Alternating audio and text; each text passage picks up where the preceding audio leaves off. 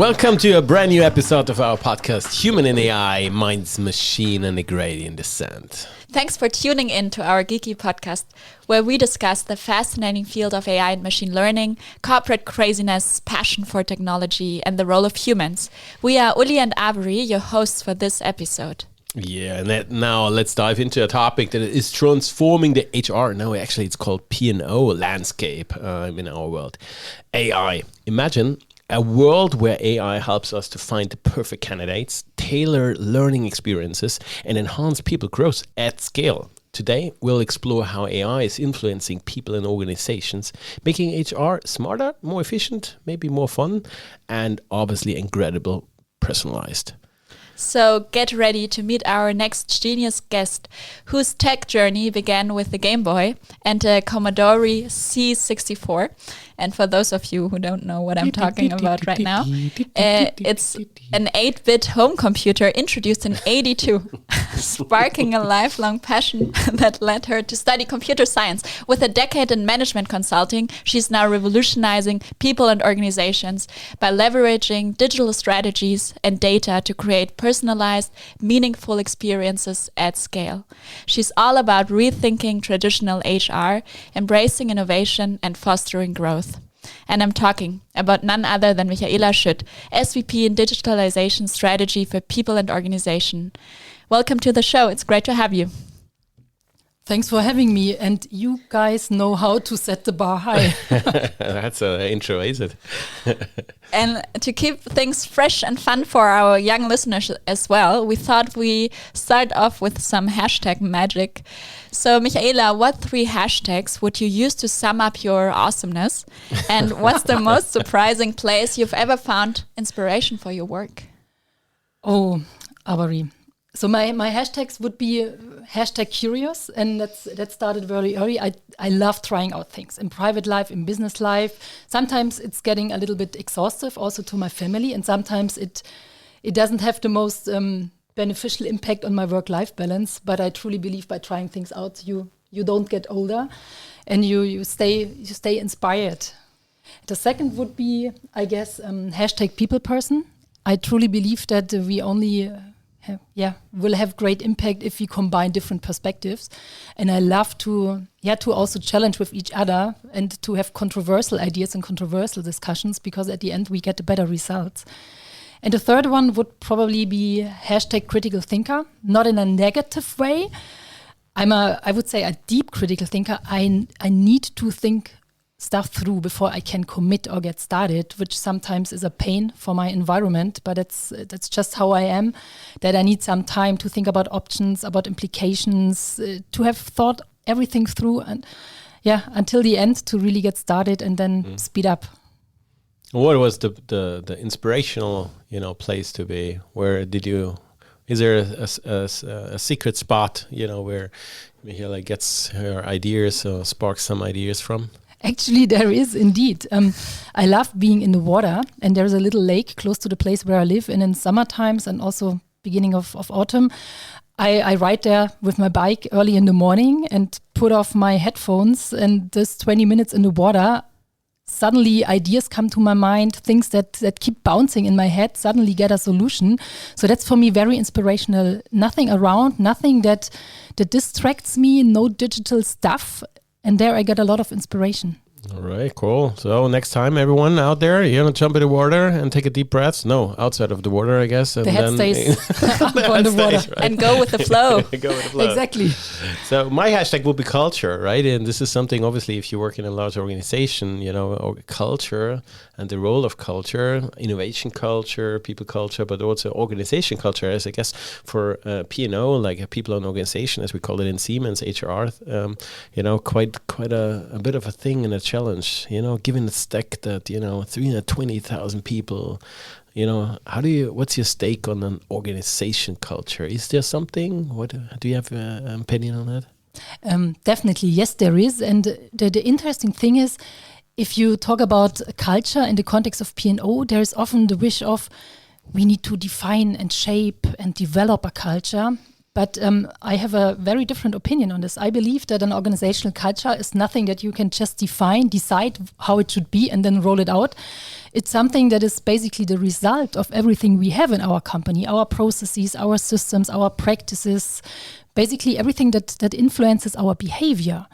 And of course, heavily influenced by the leadership style, by our company values, by our beliefs, that all results in a culture. In Siemens, we don't have one company culture. And this is for me not a surprise, because Siemens on the one hand is a very diverse multinational company.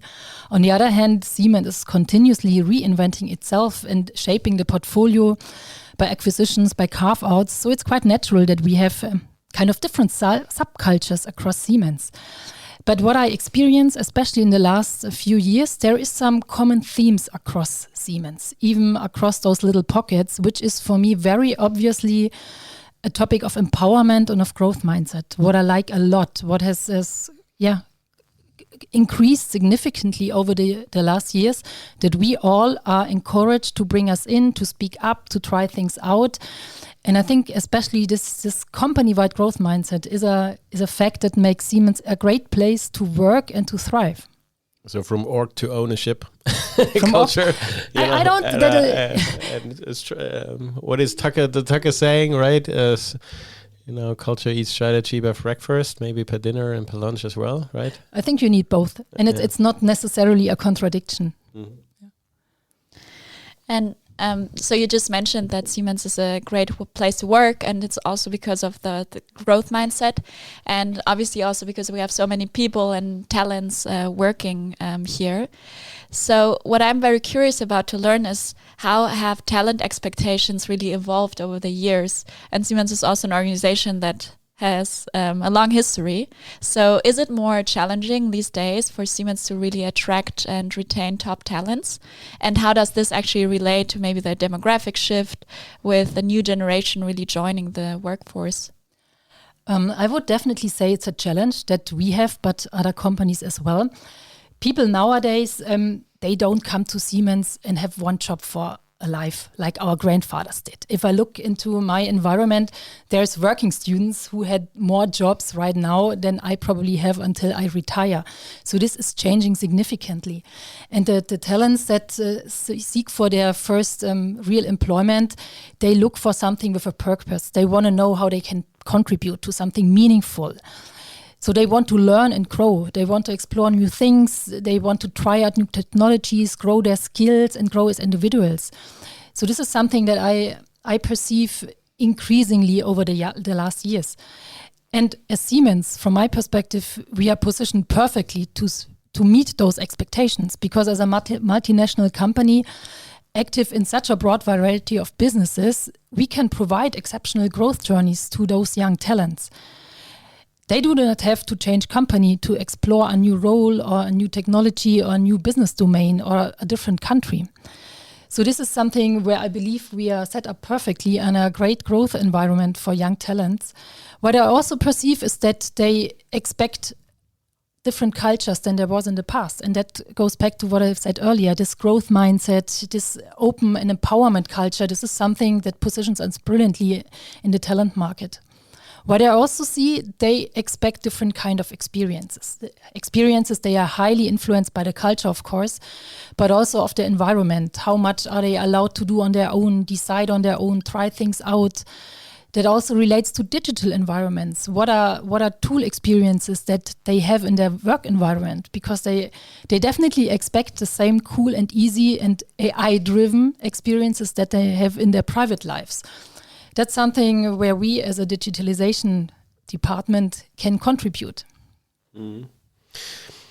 Yeah, and you talked about people, right? So it obviously, it's a people business, right? We are tech business, so we try to shape, ourselves as a tech business, but also a people. So how do you see, the role of AI and machine learning? It becomes always present, right? In influencing not only maybe, our products and our portfolios and go-to markets, but also, the capability that AI unleashes to P&O. What's your stance on the role of AI in P&O community then? Okay, so that's basically two questions in one. On the first one, I truly believe that our people will continue to be the biggest assets of our company. Because at the end, it's also people who are doing technology and who are bringing AI to us. So going forward, of course, that AI will have implications on people's roles, on their tasks, on the skills they needed and everything else around that. But this is something we are looking into. What I truly believe is that people will not immediately be replaced by AI, but probably people might be replaced by people who know how to apply AI. So jumping on the journey and getting familiar and getting into how can AI help to do a job better, faster, more effectively, efficiently, you name it, that's going to be essential for our people. On the other question, how can we, or what are the benefits of AI in the P&O space? I think there is basically 3 major levers that we have. The first one is automation of complex tasks. Already in the past, we used automation to make repetitive operational tasks more efficient. Now with AI, we can also apply it to more complex tasks, to more intelligent tasks. So a classical example, parsing of a CV. CV more or less standardized today, and AI can help to put the eye of a recruiter on the most important points where to challenge the candidate. It can lead the eye, it can highlight something, augment the information. So that's something where we can deal with more complex tasks than in the past and free up time of employees to focus on where the human being adds value. The second big bucket I see is the augmentation of generated insights. So AI can help us humans where we don't see the tree for the woods, so to say, to find patterns, to give additional insights, to just give us more information to take better decisions, not to automate it, but to enhance it and to improve it. One example is speech analysis. So there's a lot of tools out there who can do sentiment analysis, who just listens in, or not who, it just listens in, and then can give you some implications. Is it a person with a honest, positive attitude? Is it a person with a more negative attitude towards certain topics? If you want to use that or not is a different question, but the capabilities of AI are definitely there to augment the insights we have on certain processes and topics. And the third one, from my perspective, the most exciting one, also in a P&O context, is about personalization, hyper-personalization of services and content. Personalized communication, content, it's a hell lot of effort. And if you rely on human manpower only, it's simply not possible. But with the power of AI, we can really tailor our communication to the individual person within the individual situation on that day, in that moment. And that's amazing. So that's going to change significantly how we interact with people. And it's not only about communication, also about content. One example about learning, giving learning recommendations and providing learning content. We already have AI-based learning recommendations in place since, I would say, at least 2 years, where the AI analysis, what's your behavior? What are trainings that you completed? Where did you stop? Was it more the online formats? Was it more the short nuggets, more the long learnings? Where did you give a rating? Where did you not give a rating? So all of that is analyzed, and the AI can give you very precise recommendations that fit your individual learning profile. So that's something that is significantly enhancing the way we can interact as a P&O with our people. Yeah, and that's also super powerful, right? Because re and upskilling, like that, those are topics everybody's talking about also with regards to demographic change. And then if you somehow can optimize that learning process and also recommend people trainings that are more relevant to them or to their learning journey, I bet that's something very cool and powerful. So very cool to have that. But what I also wonder is that it must be such a huge challenge to go into an organization like Siemens and existed for so many years, and now you want to upskill everyone on AI, you want to digitize, especially in the P&O space. So what are some of the challenges that you encounter in your day-to-day, while tackling that humongous challenge? What I experience is that in general, most of the people are totally enthusiastic about AI. It's a hype, it's cool, it obviously can do a lot, can do almost magic, and people would love to jump on that train. In reality, I see that people have troubles to embark on that journey and keep on that track. So it's often that people start their first promptings, get experience with the Copilot or other platforms, and they are excited about what they see, but then the translation to bring that into their daily routines, that doesn't happen immediately. So everybody has a different speed on their AI journey, and this is something where I see we can help. So you touched already on a bit of transforming, right, the organization by utilizing and embracing more, AI skill, AI tech, and with that, obviously, the skills. So this doesn't happen over time. Also, working with data. How do you envision a bit of the journey? You touched already a bit about it, right? And are there key milestones or key challenges and along the line? How do you structure a bit of the transformation P&O has been and is moving further? Good question. If I would look back at the beginning of our AI journey, I would say this was already back in 2019, so before the whole Gen AI thing got up to speed. There we did the first project in analyzing along the employee journey, more or less, where could we potentially apply AI. And quickly after, we started our first experiment, and it was about AI-based matching of CVs to jobs, because we thought, that would be an awesome use case to help people find a growth opportunity within Siemens, and also to find the best fitting people to open positions. And I remember back then, we invited the 5 biggest vendors in those times and gave them a dump of our job portal, like all the open positions, and gave them a selected number of voluntary CVs or CVs from voluntary P&O and business people. And the results were super poor.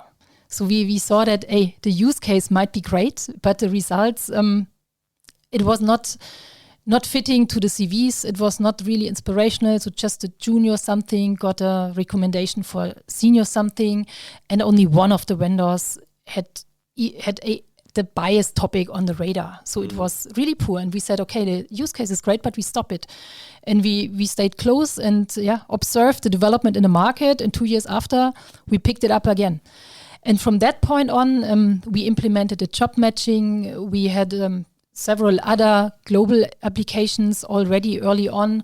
For example, AI-based enhancement of job posts, where the recruiter has kind of an augmented writing platform that mines millions of hiring data, and where you get, during writing a job post, you get hints how to make the language more inclusive, how to to address a broader variety of talents.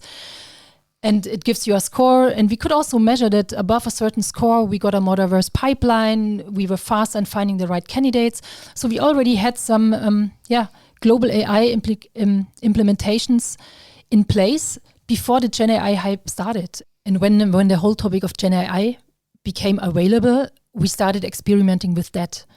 And there is a lot of opportunities, especially if there is a lot of distributed information, unstructured information, where you can use them to combine insights and use the data in completely different way than you would do by manual analysis. For example, we have a global engagement survey that is conducted regularly, where people not only rate certain questions, but also give a lot of free text answers. And we built an AI on top of that to analyze that. So managers can chat-based interact with those information and can get sentiment analysis or identify what are topics that are being feedbacked by their employees.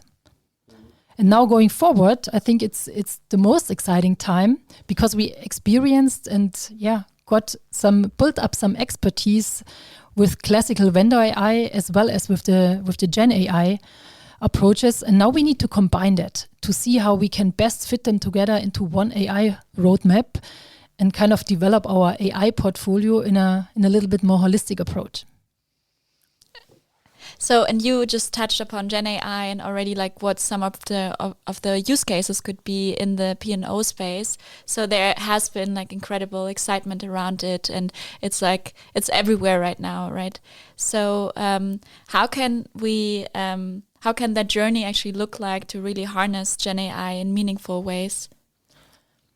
A good question. So there's several buckets where I see a big potential of Gen AI and P&O. The first one is about information retrieval and knowledge.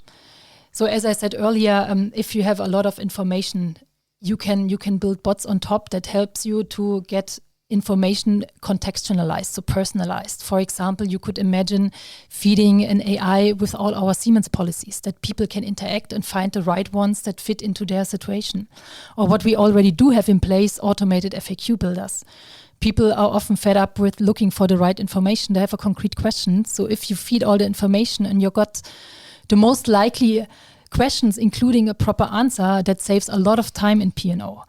Another very interesting use case that we are already applying in our learning world is semantic search for learning content. So people in natural language can chat with our learning content and get answers not from one training but across the platform. So that's interesting use cases for P&O. The second one I already touched at a little bit, hyper-personalization. So that's an immense benefit of Gen AI for P&O, not only in terms of messaging, communication, learning recommendations. So that's something where you can imagine really personalizing the services right around your individual situation. That's one of the biggest things I believe that will change our P&O work. Then it's also about co-creation and sparring. So if you, I don't know, someone who needs to introduce a new tool or new process, you usually have to do a training for this target group, communication for that target group. AI can help you to do target posts in our internal social media, to create trainings for different level of experience, AI-based, where you have one content and you can just tailor it to what different audiences. You can imagine building completely target group-oriented employer branding campaigns. So there's a lot about this training, communication, where you can use AI. Also in the training area, you can AI-based build up quizzes or end games when you do trainings. So all of that engagement when it comes to creating content, that's going to be next level with AI. And it's also about coaching and consulting. So staying with the AI topic, we also have one use case currently in pilot stage that is a kind of a virtual tutor that sits next to your training. So while doing your training, you can chat with him and ask him, hey, could you summarize that for me? Or could you give me a definition of the 5 most used terminologies during these trainings? So this kind of coaching people is also a big lever for P&O work. Yeah, but that I think awesome, right? So P&O is so cool in applying and relevant in applying machine learning, because you get quite some good data stances actually there. You got the people experiences. You have a scale in the application. But I guess how do you come with innovation if along all regions? If you're if I would be somewhere in a region and I have a marvelous idea, then I would say there are certain kinds of maybe compliances I need to hear, right? I need certain kinds of regulations bear in mind. What is data sensitivity, right? So how do you make it work that somehow enable innovation and be nevertheless stringent on as a responsible company, right? Aspects. Very good question. Having the balance between decentrally allowing exploring and innovation, but globally ensuring compliance and data security and all of that, that's a balance. What we try to do, I would say it's 2 things. On the one hand, making sure that we have the right platforms where people can explore and innovate that have ideally a certain kind of compliance built in. So we are using the Copilot that is released within Siemens. We are working currently on a Siemens GPT environment where we will also have kind of a P&O space, a P&O sandbox that we will take care of developing this, where people know if I'm going there, I can use also information to a certain security level and it's compliant. The second thing is, of course, we need to ensure that we build that, or we need to ensure that we use our Siemens compliance processes, which is developed and applied for all topics that use AI, not only for P&O. And then we need to ensure that we pick the right topics where we probably need to do something on top for P&O. So for our people who decentrally want to develop something, we give clear guidance and also clear rules that they easily find what they need to consider when they explore on their own. And for our global deployments, we carefully select what additional measures we built to make sure that we are acting compliant, and not only compliant. It's also, even if we are not forced, we want to make sure that we use AI in a responsible and ethical way. So if I go back to the example that I mentioned earlier, the AI-based job matching, where people based on their CV are matched to a job, we are implementing a bias test to really make sure that people with similar experiences and expertises get similar matches by counterfactual testing, where we change individual socio-demographics aspects like age, gender, nationality, to see that they really get the same matches than without those changes. And that leads us perfectly to the next question. So you were just like touching upon empowerment and enabling people in the space of generative AI, which is like still pretty new, and people might not really know like what tools to use and what do I need to know to even do it right. So can you maybe shed some light on the maybe tech stack and tools and skills development that is needed to really kickstart the exploration and to engage like people effectively in that space? Sure. So for me, it's three different aspects. The one is the topic of platforms. As Siemens, already in March 2023, we provided for all Siemens employees in Siemens OpenAI GPT Playground. So we were among the first companies providing this offer via Microsoft Azure to all our employees, so also our P&O employees.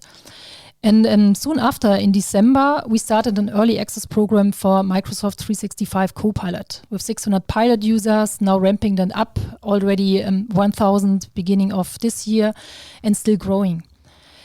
And just recently, I think it was about May, we opened up the Microsoft Copilot for all our Siemens employees, already allowing to upload and use data at a certain security level.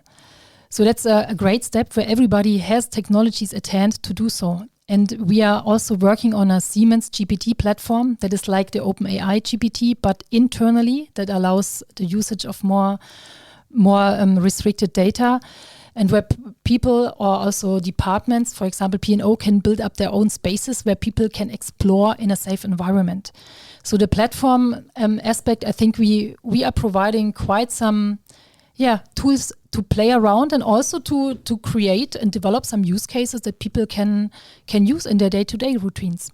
The second aspect for me is about learning. It's new to all of us. And if we expect that everybody in the meanwhile knows about AI and is an expert, that's not the truth. It's a journey, it's a learning journey. And we very early on started developing really cool AI trainings on our My Learning World. So there's AI essentials for everybody in Siemens, but there's also a lot of decentrally developed AI learning nuggets, business-specific, country-specific, function-specific, which is good because sometimes the community is faster than you can globally provide learnings. And combining that, I think that's the biggest power if you thrive for both, so to say. And that also holds true for P&O. We have one P&O space in the My Learning World that's on AI for P&O, where we have a lot of learning nuggets, inspiration, helping people to find the use cases in their environment, to apply it in their P&O roles. And that is continuously growing. And the third aspect for me is about inspiration, about engagement. Just giving the opportunity to learn doesn't mean that people really change their behavior and bring it into their daily routines. So already in February 23, we founded the AI community that is open to P&O, but also to others. In the meanwhile, we have, I think, almost 1,000 people, P&O, but also from businesses, from IT, from GBS, where we offer regular workshops, sparring sessions, we provide tutorials, cheat sheets, a prompt library, and we regularly host community sessions to share learnings from use cases and inspire each other. And I think this continuously triggering and inspiring of the community is super important, because making AI as part of your daily routine, it's a journey, and everybody has his or her own speed on that journey. And we want to support all of them. Thanks for sharing. So, and not only the P&O is people-centric, actually also we as a Human and AI podcast are very much people-centric, and that is why we reach out obviously regular on the community. And thanks so much, Lisa, for, contributing via LinkedIn to a question. So, Michaela, she has the following questions. How are you leveraging data to make better decisions? Have you ever been suspicious about a data set because result seems to be biased? What data skills do you think are paramount for every talent? Looking forward to listening to the podcast. Here we go, Lisa. Here comes your answer.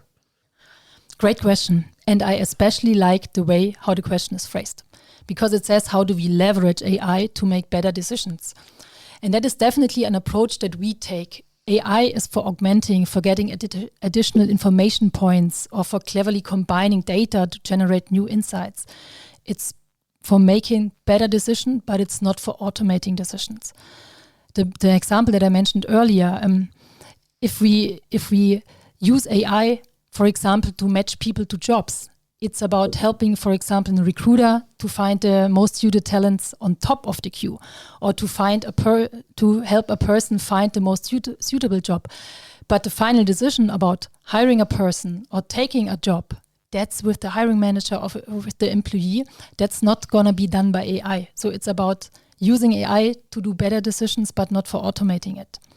So have I ever been suspicious? I would say yes. And I would even say continuously suspicious. So a little bit healthy suspiciousness. Because I believe it's a core task of us as a company to be suspicious, to don't trust AI blindly, but to have mechanisms in place to test for bias, to test for reliability, to make sure that the AI does what we want it to do. And also to keep on being critically, as I said earlier on, critical thinking, and also challenging the AI, the results. And if something might look suspicious, dig into and investigate, because I believe in the context of AI, especially in the first years, we need to be a little bit more over suspicious, as we don't have too much routine on this yet. And I believe this healthy suspiciousness is going to be a good thing for the next years. I guess also a learning muscle, right? In coping with the new probabilistic and uncertain world, right? In digital, makes it good. So thanks so much, Lisa, for asking a question. I guess we have not only one listener in the audience, do we have? At least two, right? At least two. No, but this has been a lot of fun. So let's bring in a second community question. This one is from Patrick, and we got his question via LinkedIn. And he's asking, with all the potential benefits of AI and HR, there are also significant risks. So for instance, on an operational level, so does it work? On an ethical level, is it fair? And then we also have the regulatory level. So is it allowed, for instance, under the EU AI Act? So it would be great to get your views on how to navigate these.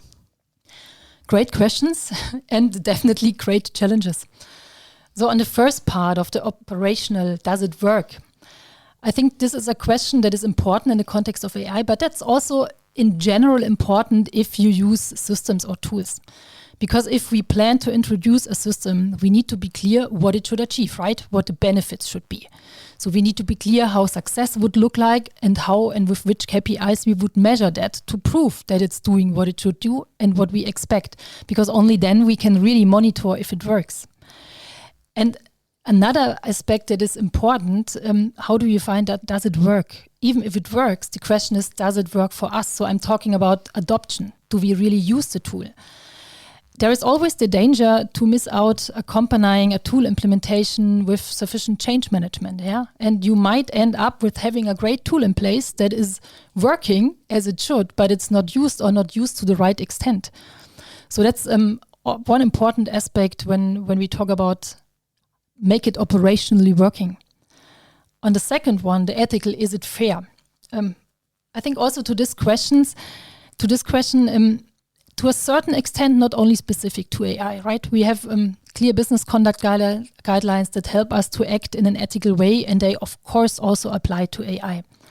But also, of course, in the context of an AI, we need to be extra cautious, and we need to be sure that we use it in the right way, in an ethical way. And as AI is a kind of an own intelligence, that makes it more necessary to have a dedicated eye on it, that we use it in a way that we want and not that it doesn't turn out in a negative way. Making one example, in recruiting, if an AI parses CVs, you can use the age of a person, if it's given in a CV, in a positive way to find the right experience level for potential jobs. You could also use it in a negative way to select out certain people, which we would never do. But that's what I mean, that we are clear on how we want to use it and how we definitely don't want to use it, and what are red lines from a P&O perspective. And the regulatory part, also an important one, essential.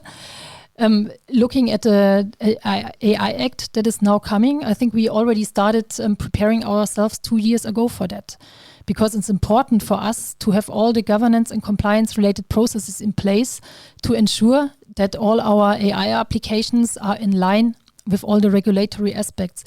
And here, I think what is especially important for us in P&O, and I would say for other functions as well, we have a great set of processes in place on a Siemens level, so that we use them, that we rely on them, and that we only pick the most important things that P&O needs to do on top, and we don't reinvent the wheel, but are really focused on those aspects where we see a special challenge in an ethical way from a people perspective.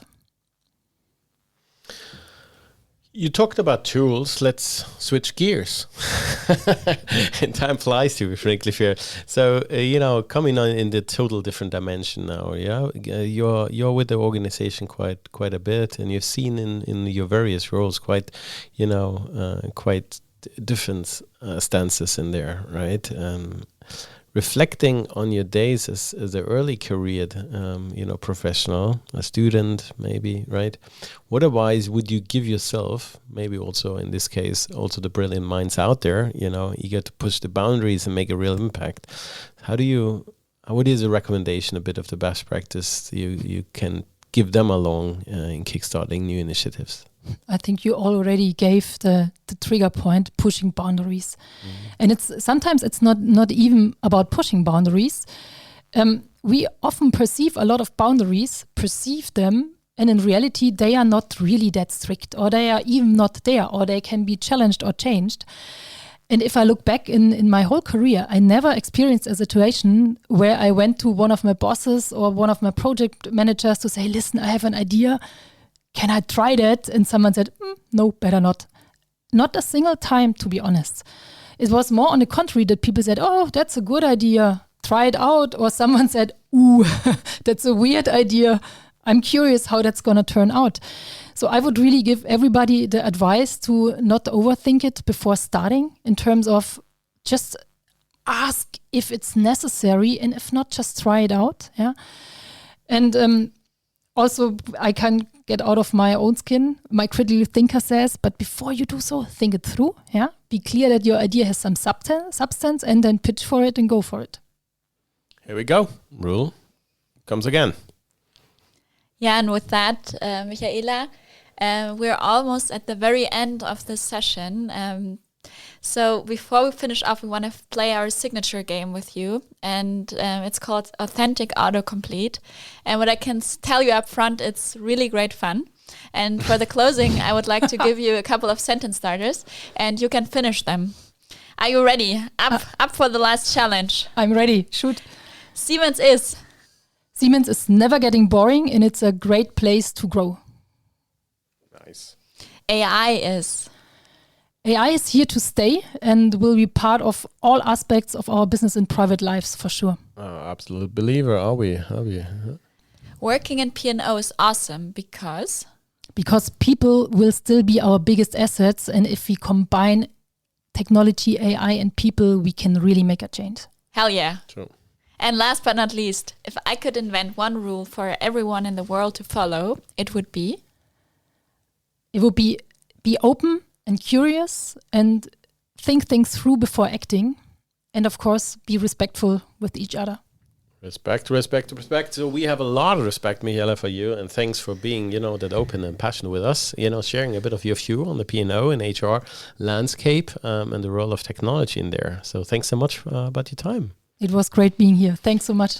And folks out there, connect with me on LinkedIn, follow up, get some questions. You see, you get noted here. Obviously, we read you, we hear you, we want to listen to you.